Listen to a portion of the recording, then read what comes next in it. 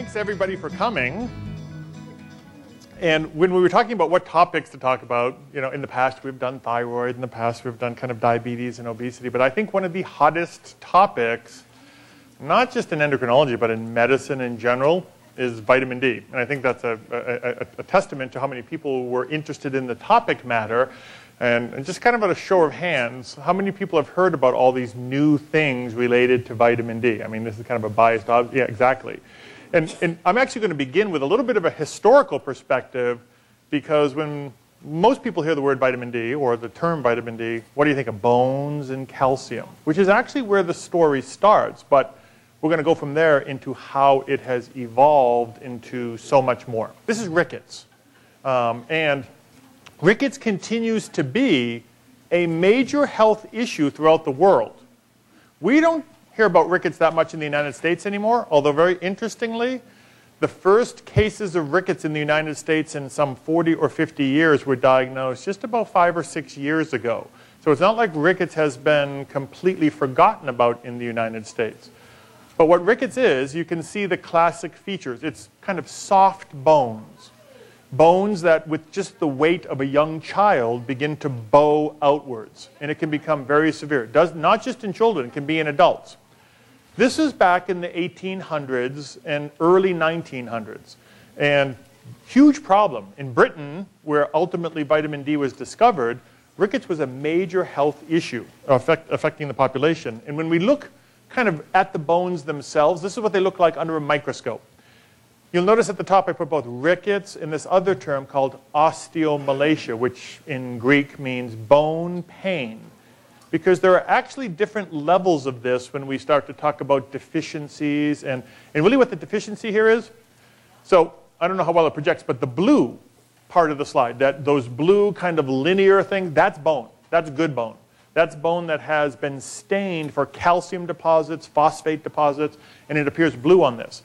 Where the arrows point to are the edges of those bones. Because bone is not just kind of a static thing. We're always remodeling bone.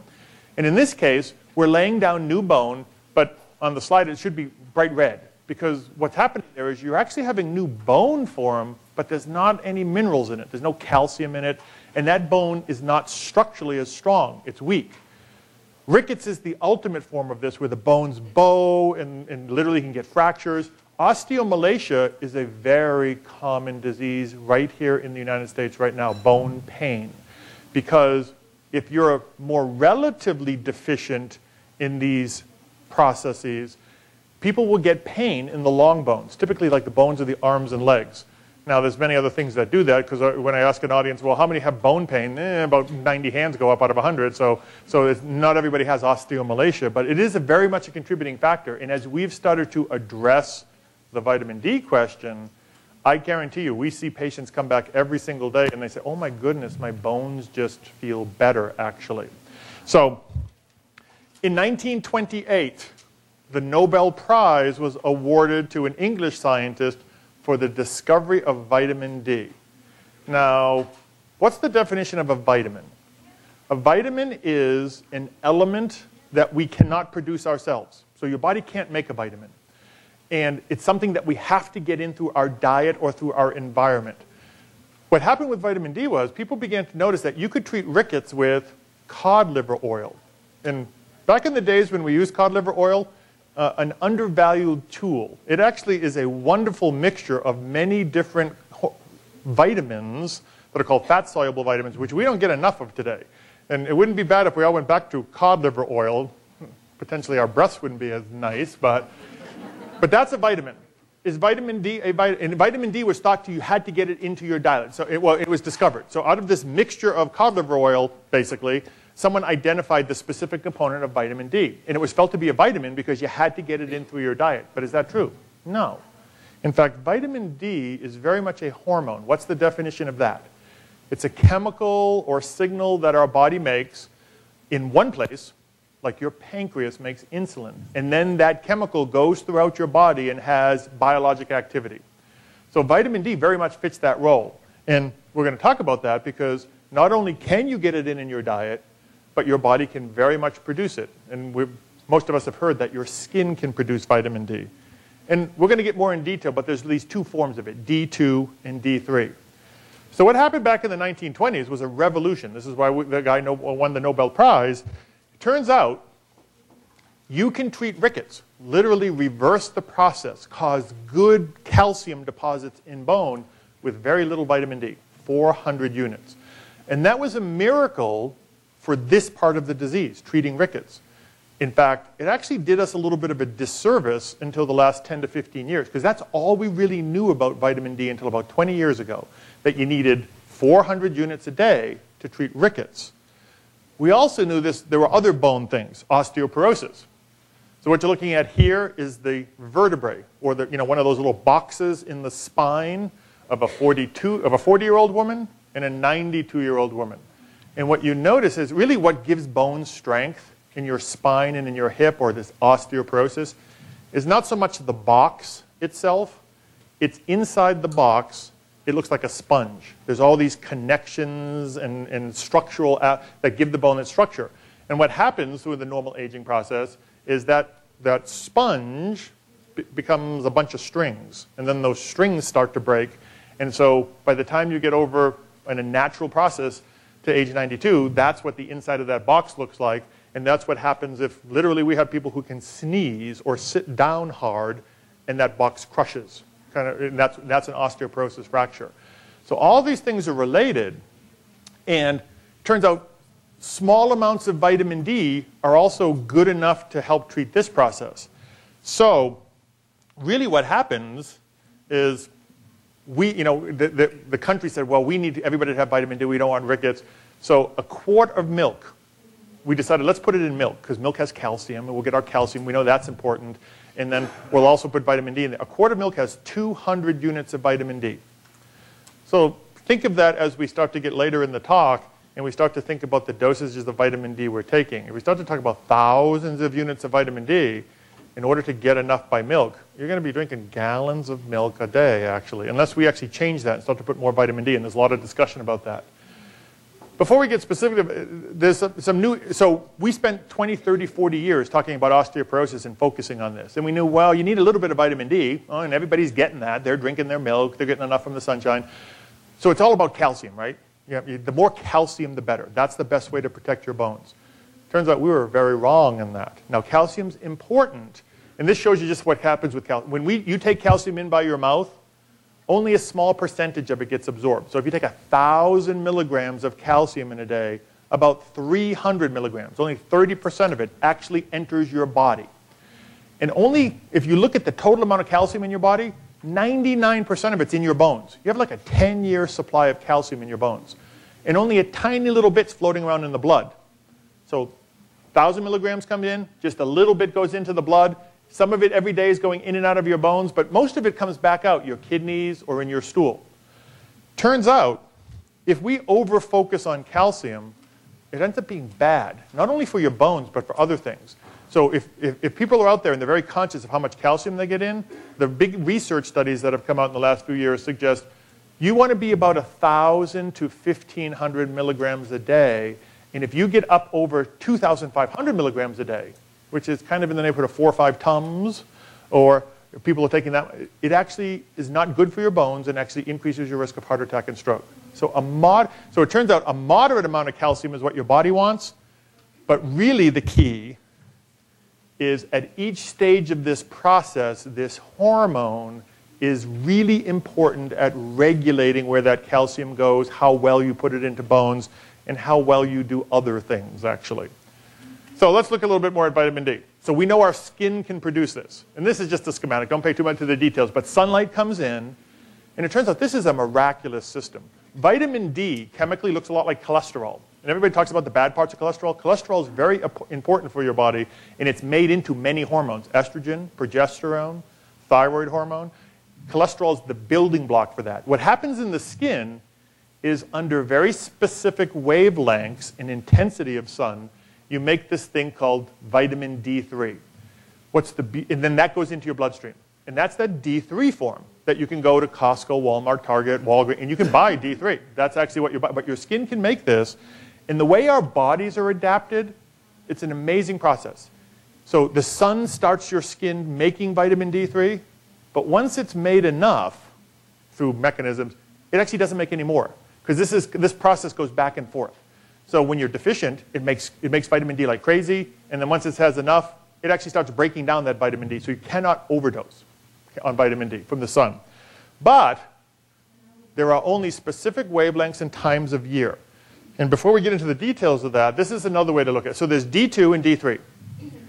D3 comes from the sun, but you can take it in your diet. You can buy it from the drugstore and take it. D2 only comes from the diet. That's not what your skin makes. And salmon is the classic source of this. Bottom line is, it turns out if you want to get enough vitamin D from salmon, you have to eat about 8 to 10 a day, every day. So not going to happen. It turns out some of the Eskimo tribes, whale blubber is very high in vitamin D. And some of them actually can maintain pretty good vitamin D levels just by eating whale blubber. But I don't know how palatable that is. The point of this slide is, so I don't care which one you have, D2 and D3, sun, diet, we'll get into the nuances of that. Once they enter your body, your liver converts this to this thing we call 25-hydroxy or OH vitamin D. And that's something everybody should know about, because that's the lab test. What that represents is your body's pool or storage of vitamin D. So as we start to talk about the importance of vitamin D, we start to track it, that's the blood test that everybody should have done, and everybody should, we're going to talk about the appropriate level for that. But, so your liver makes that pool. Then down at the bottom, it turns out that part's really more relevant just for the bones. The bones in the calcium, in the rickets, and the osteoporosis, and the osteomalacia require that, so you have this big pool of vitamin D in your body, and these little glands in your neck called the parathyroids, they say, okay, they're responsible for bone formation and calcium. They say, I'm going to go grab a bucket from the pool, I send it to the kidneys, and I have to activate vitamin D. So there's this other form of vitamin D called 125, really mostly relevant for bones and healthy and all those other things, not for some of the other things we're going to talk about. So this is what we've really understood about vitamin D until recently. When we measure this test, we now say the normal range is 30 to 100, but we're going to discuss that because I don't think that's truly normal. And again, it measures the pool of vitamin D. So how do we fill up that pool? So this is sunshine. What you're looking at here, and I'll describe it instead of pointing it for the telemedicine people, are two different variables. One is where you are, in what latitude. You know, are you in Georgia? It turns out we're looking at Bergen, which is kind of Switzerland. We're looking at Edmonton, Canada, and we're looking at Boston. And those are in the northern hemisphere. What you see in panel B are cities in the southern hemisphere, which have the opposite kind of summer-winter schedule. And on the right-hand side, you're looking at the hour of the day. And what's being measured is how well you make that vitamin D3 in your skin. And what's important to note then is, so Montana is probably, we're not as far north as Edmonton, but we're not as far south as Boston. So we're kind of in between there. Bottom line is, because of the angle of the sun in the northern hemisphere, your skin can only produce vitamin D between April and September. If you were crazy to go outside naked right now, you would produce no vitamin D whatsoever. Somebody wants to try, that's fine. But, so only those times a year. So during this period of year, your body can produce virtually no vitamin D unless you live down in Florida, or at least south of kind of the Mason-Dixon line, actually. And it only really happens between 11 a.m. and 3 p.m. So if you're kind of saying, well, and this is where the dermatologists get all upset, because that's also the peak hours, and it's the exact same sun or wavelength that probably increases skin cancer risk, and we'll get into that. But that's what you need to generate vitamin D. And it gets kind of, I'm going to explain this, so don't get frustrated with the complexity of it. This is Australia. So they're actually in the southern hemisphere, so July is their winter. But what this town did, they tracked all of the fractures, all the bone fractures they saw throughout the course of a number of years. And they saw this variation. And it followed this incredibly reproducible pattern. So this curve, that solid curve, is the sun exposure. Angle of the sun changes. And what you see is, for them, down in J&J, July, June and July, that's their winter. So what happens is their sun exposure goes down, and about 2 months later, because there's about a 2-month pool of vitamin D in your body, And so as the sun level goes down, the pools tends to shrink, and now a month or two later, about August, you hit the lowest vitamin D levels. And that's the pool. But at the exact same time, you start to see more fractures. You see hip fractures and wrist fractures are way up at that point. So people say, well, of course, that's because this is important for bone remodeling and osteoporosis and all these. But bone remodeling happens over years. You would never see this type of yearly cycle if this was just about bone remodeling. And it's really these types of studies that people began to think, well, maybe vitamin D is a little bit more important and does other things than just bones. And if you look more in depth in this, really what's happening is people aren't falling. This appears to have an effect on their muscle strength, their neurologic function, and its wrist fractures in particular don't have anything to do with osteoporosis. People just weren't falling as much. And so vitamin D seems to be doing other things. This is a different study. An emergency room in Boston asked everybody who came into the emergency room, do you have muscle pain, bone pain, chronic fatigue, or fibromyalgia? And they took people between 10 and 65 years of age, and then if they said yes, they screened everybody. But if they said yes to any of those questions and you screened them for vitamin D deficiency, 93% were vitamin D deficient, actually. So one of the things we see in clinic as we replace vitamin D levels more aggressively, I would say virtually, I've never had a medicine that's 100% effective. I cannot think of a single patient where we've aggressively replaced their vitamin D who doesn't come back and say, I feel better. And I don't care if it's placebo effect or not, they feel better actually. And I think some of this stuff is really what's behind it. So this has led to this evolving thing that says, okay, well this pool of vitamin D in our body is clearly more important than just bone. It's doing other things. And it's a hormone. So the way a hormone works, like when thyroid hormone works, thyroid hormone is made by your thyroid, it goes through your whole body, and it binds to a receptor. And that's what every single cell in your body has a receptor for thyroid hormone. And then that receptor complex goes into the center of the cell called the nucleus, where all your genes are, the DNA. And the way hormones work is certain genes get turned on, and they have a function, and certain genes get turned off. So when thyroid binds to a heart cell, or a brain cell, or a skin cell, it does certain things at the DNA level.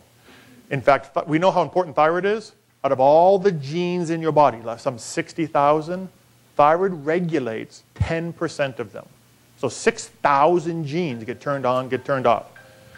Vitamin D is a hormone. It binds to a receptor, just like thyroid. It goes into the nucleus or the DNA, and it regulates almost 20% of the genes in your body, twice as many as thyroid hormone. So in fact, you could make a statement that says, on a hormone basis, vitamin D is a far more important hormone for total body mechanisms than thyroid hormone is. And we're actually starting to realize that. So from a scientific point of view, over the last 15 years, people have started to look at what processes, and from a scientific point of view, this is what we're looking at, all these big fancy names. This is all the names we use so people don't understand what we're doing. But what those translate into are very tangible clinical syndromes, and they include these. Now, bone and calcium metabolism are still very much in the picture, but look at the other things that have entered the fray here. Some of the biggest epidemics we're talking about: obesity, type 2 diabetes, cancer, and we're going to show you some examples of these. Autoimmunity, or where your immune system attacks part of your own body.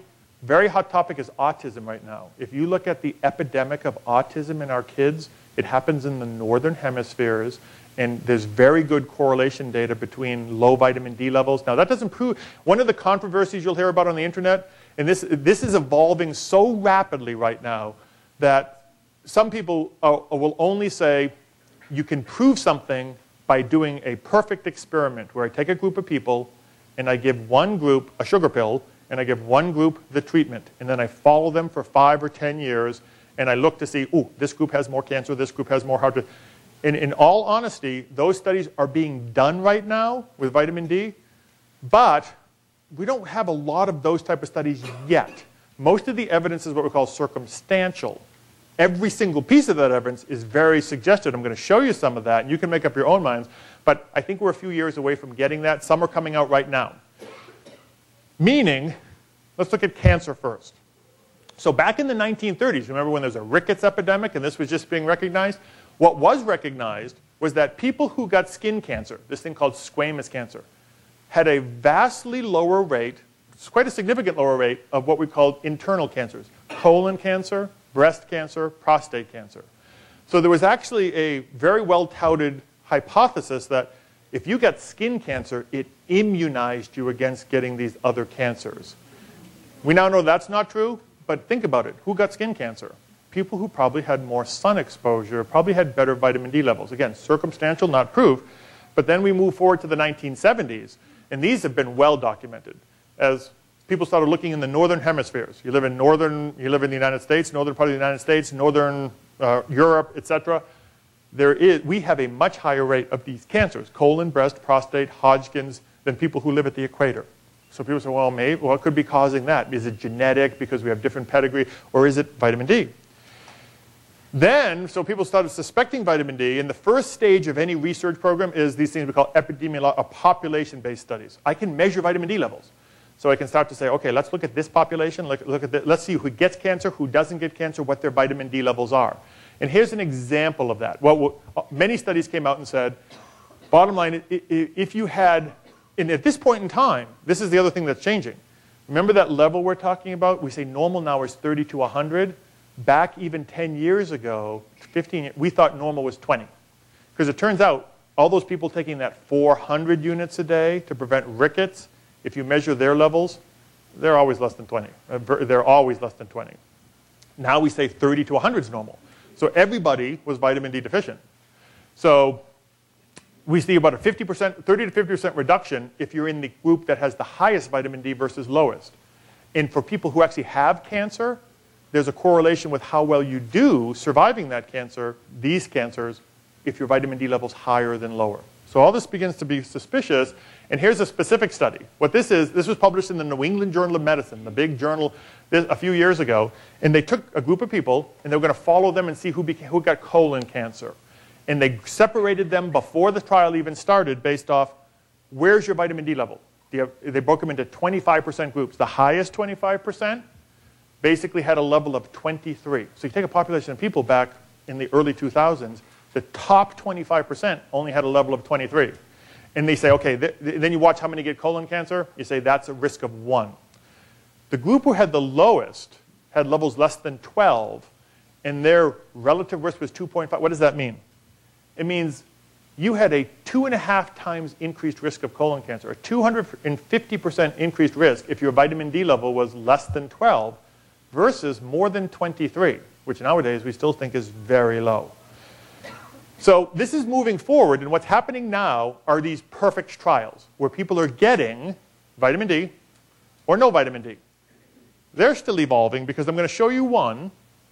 This was done in Canada, and I take women, it's a 4-year follow-up, women over the age of 55 who are postmenopausal, and their primary outcome was breast cancer. You know, who gets breast cancer?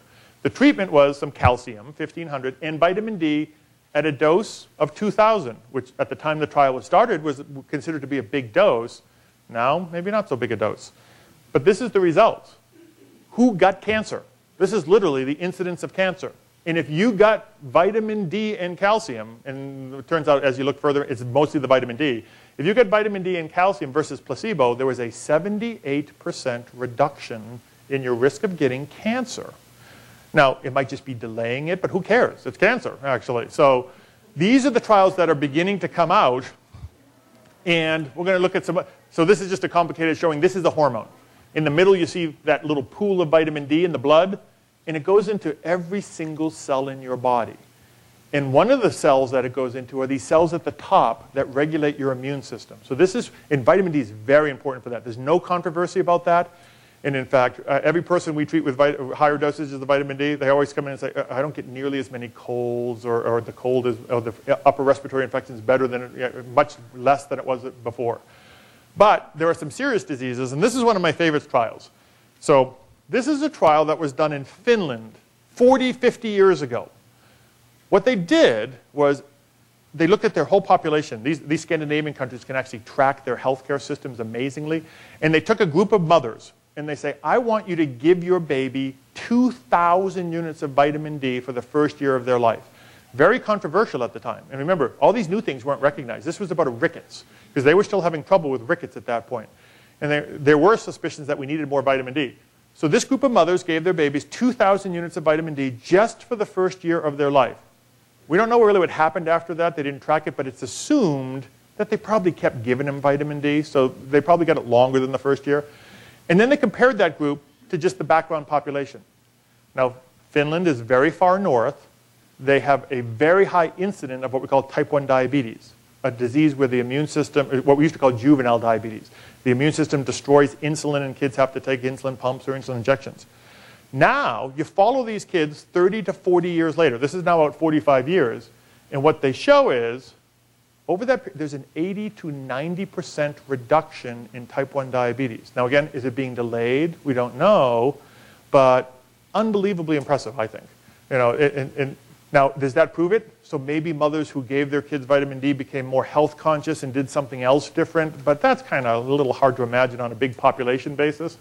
So I think this is a fascinating trial. It turns out the other one that they've just recently published is Hashimoto's thyroiditis, this kind of disease of the thyroid where your immune system attacks it, very common in women.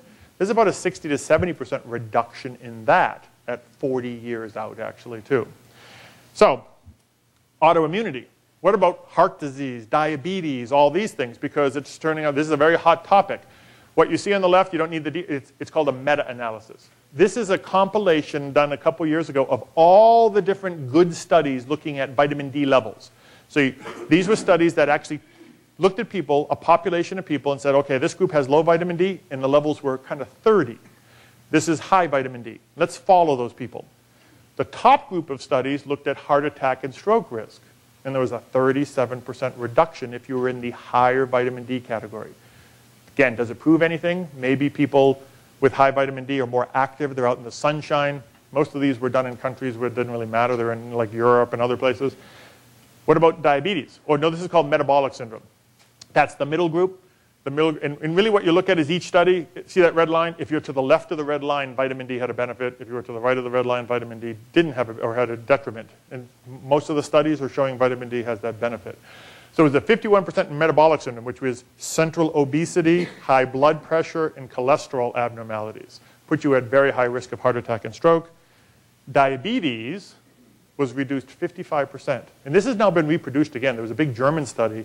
The people with the highest vitamin D levels over 10 years had an 80% reduction in progression to type 2 diabetes. Again, not proof yet, but everything seems to be very suspicious and very much in favor of vitamin D. So overall, 43% reduction.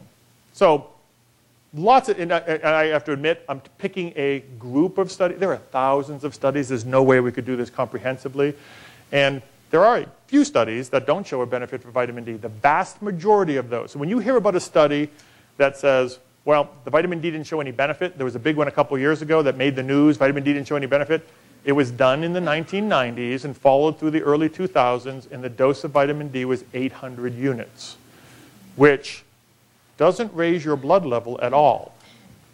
So what's normal? What should we be shooting for? Do we have any evidence to support this? Vitamin D is called a fat-soluble vitamin. Doesn't matter how you take it. You don't have to take it with fat or anything like that. But it distributes, the storage is in the fat of our body. So to be honest, the patients we see who are heavier, who have more fat stores, they're going to need higher dosages of vitamin D to fill up their pool, versus people who are very thin need smaller dosages. So when you measure this level, we start to get a feeling when we look at things of, well, it turns out if you take a Caucasian population of people and you look at it, if your level is 40 or less. Now remember, we say normal is 30 to 100. So we're actually, and that's not based off any science, it's based off just kind of what we think at this point in time. And it's even higher than the normal population. But if your level's less than 40, we cannot detect any storage of vitamin D in your fat cells. There's none of this pre-vitamin D3. What does that mean? That means if your level's less than 40, your body is using vitamin D the instant you produce it, because you have no storage.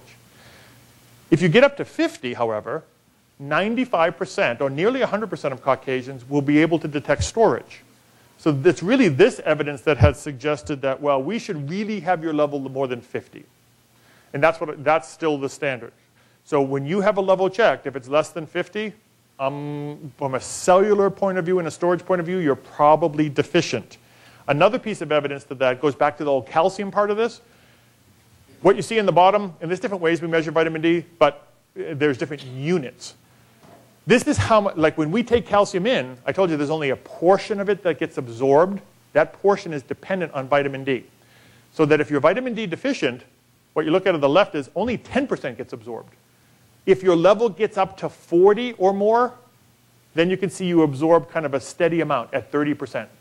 So if you're actually less than 40, that 30% thing doesn't even apply. Like if you take 1,000 milligrams of calcium and your vitamin D level is 15 or 20, you only absorb 100 milligrams of calcium. Versus if your level's 40, now you absorb 300, which is what the body wants. So another indication that we really should be looking at levels of 40 or 50. So how are we going to get there? And how much does it take? So here's our two different forms, D2 and D3. A few years ago, we were writing a lot of prescriptions for vitamin D2 because it's available in these little prescription pills that are called 50,000 units. And the reason is people heard the number 50,000 and we just freaked out. We said, that's got to be dangerous. It's got to be a prescription. And I'll show you that's really not dangerous at all, but it still continues to be a prescription. So D2, remember, you can only get through the diet. D3, sunshine. Now what's happened with this is, as this field has been recognized, 5 years ago, you went to the drugstore, you could find 200 unit capsules, maybe 400 unit capsules. Now you go to Shopko or Sam's, they're the first one, they have 10,000 unit capsules of vitamin D3. And that's based off this evolving field. We have switched everybody over to vitamin D3 because it turns out that top line has to do with this relative potency. Vitamin D3 is better than D2. They're both good. In fact, more vitamin D is better, either one, but the ability to increase that pool of vitamin D in your body is more potent, almost twice as potent with D3 as D2. So if I have a patient taking 5,000 units a day of D3, that's equivalent to about 50,000 units of D2 prescription twice a week. And because most insurance companies don't pay for vitamins, which is crazy because this is a hormone, we've actually switched people over because they were paying more money for the 50,000 units and they can go and get very inexpensively 5,000 units. And to be honest, one of the big reasons this has not made as much public outcry is because there's no drug company making a ton of money off vitamin D. Vitamin D is cheap, it's inexpensive, and there's not a lot of profit margin. So that's why you haven't heard about this. In fact, companies realized this about 10 years ago.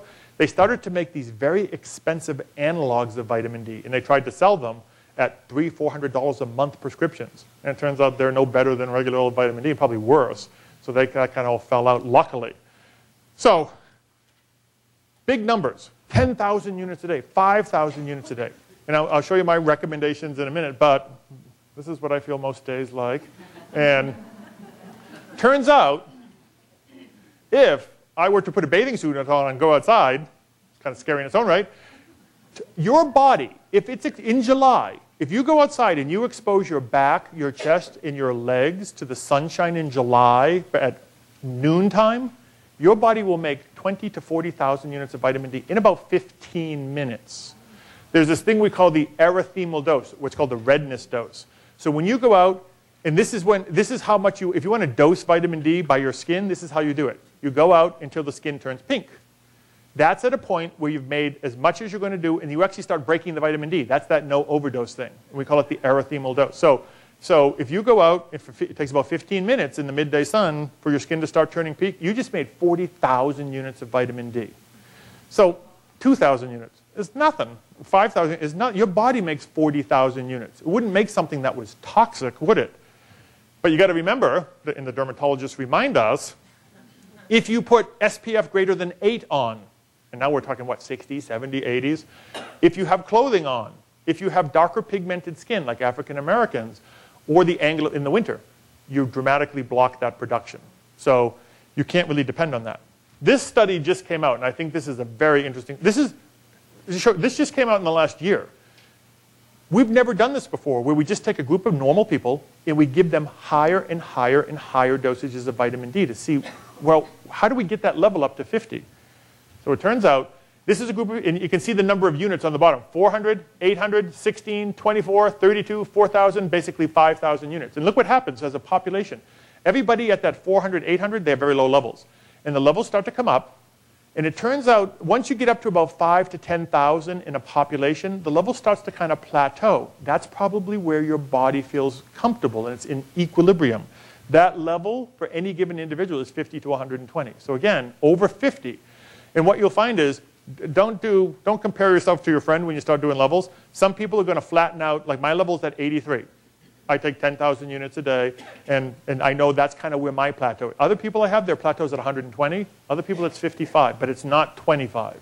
It should be in that 50 to 120 range. If it's lower than that, you probably need to be bumping up your dose. And you can test it, because we're going to get into it. Is there a toxicity problem in a second?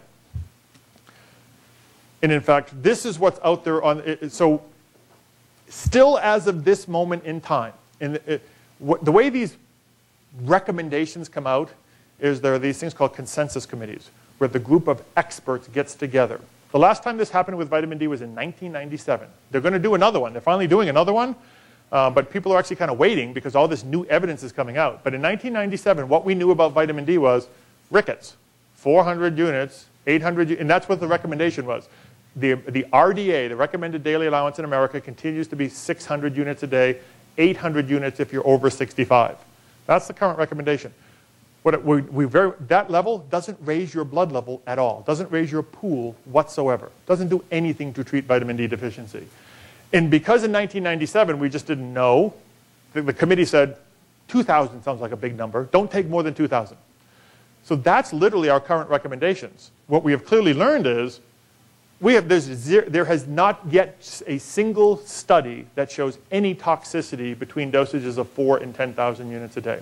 In fact, the only 2 reports of vitamin D toxicity in the literature were a guy who was mistakenly getting like a commercial grade, and he was taking 1.4 million units a day for like a year and a half. And he had some weird neurologic symptoms that went away when he stopped it. And then there was other people who were taking in the neighborhood of 50 to 100,000 units for years and years, and the vast majority had no symptoms, but there were a few that had symptoms that could have been considered a toxicity. So there's this, people have actually said, if you look at the dose range of vitamin D, it is less toxic than water. Everything's toxic. If you drink too much water, you'll actually change your sodium, potassium, and you die. So vitamin D probably has a toxicity profile similar to water. And here's an example of that. So multiple sclerosis is another autoimmune disease where your immune system attacks your nervous system. There's a lot of interest in this field, not only about prevention, but treatment with vitamin D. And this group in Canada decided, well, we've seen people do well, and there's some study. How much can we give them? So what they did in this trial is they escalated the dose in multiple sclerosis patients over the courses of weeks. So by the time you were in week 3 to 4, a month in, you were getting 4,000 units a day. By the time you were half a year in, they were giving people 40,000 units a day of vitamin D3. And they actually did this as a toxicity trial. Just say, well, does this cause any problem? This is the vitamin D levels, so that you see as they increased the dose all the way up to 40,000 units a day, they ended up with vitamin D levels of 160 on average. Again, some people were still lower than that, some people were a little higher than that. Was there any problem with that? Well, what do you read about for the toxicity? All the toxicity of vitamin D relates to one thing, calcium. People think, well, if I give you too much vitamin D, it's going to raise your calcium level. And that's what you'll read about. Kidney stones, calcium kidney stones, calcium deposits in your heart, calcium. These are the calcium levels in these people. There was absolutely no impact whatsoever at 40,000 units a day of vitamin D3. So toxicity of this, virtually non-existent. The deal is there's not vitamin D toxicity. There are people out there that I don't know about, probably 1 or 2 in this audience right now, who have what we call a calcium sensitivity thing. What are they? Cancer. If you already have breast cancer and it's in your bones, and that can raise your calcium level. If I give you too much vitamin D, your calcium level will go higher because it's a dysregulated system. There are these little glands in your neck called your parathyroid glands. They're the ones that control the whole system. 1 in 100 people has a little tumor of their parathyroid glands that's overactive, so the system's not regulated. If I give that person too much vitamin D, it raises their calcium. Those are the only people who have vitamin D toxicity. So what do? When we correct vitamin D levels with the doses I'm going to show you in the next slide, we check a calcium 3 months in. If your calcium is normal, you don't have one of those diseases, and I can pretty much give you vitamin D with impunity, as much as you want to take, actually. So I'll stress, these are my personal recommendations. They're also the recommendations of the vast majority of the scientists who study this. There's a guy named Mike Hollick and Dr. Cannell who publish, and they're kind of the experts. So this is what I think people should be taking. Now, the state of Montana did a survey and actually looked for vitamin D deficiency, and we do this. I've had like 3 people, literally, out of thousands who had normal vitamin D levels. They all went to the tanning booth. And if you talk to people, and you have to go to the tanning booth all year long. You have to actually use it like as a medicine. But when you talk to people who go to the tanning booth, why do they go? Is it for the cosmetic? No, it's because they feel better. And I think literally it's a therapeutic thing related. But you have to do that. You got to do 30 to 60 minutes weekly because, again, your body's going to crank out 80, 100, 120,000 units of vitamin D during that time. Children, this is when your immune system develops in the first few years of your life. This is, I think, becoming a very, there's all this stuff about immunizations and autoimmunity and things like that. There's a lot of talk about vitamin D being important in this. So 1,000 units, and there are liquid forms of this, very easy to take. 1,000 units if you're less than 2 years. Based off the Finnish study, you could bump that to 2,000 units. Children over 2 years, 2,000. Young adults. Mostly this is a body mass distribution. So adolescents, young adults, 80 to 130 pounds, 4,000 units a day is now the recommendation. And as you get to adults, based off body size, 170 pounds is kind of if you're less than that, you're going to be able to get away on that curve. You flatten out at 4,000 to 5,000. But bigger than that, 10,000 units in the winter, 5,000 units in the summer. That's kind of our go-to dosages now. The vast majority of Caucasians at our latitude will hit their plateau point at those dosages. But I still recommend about 3 months into that, you should check a level, make sure it's above 50, and if you have other considerations.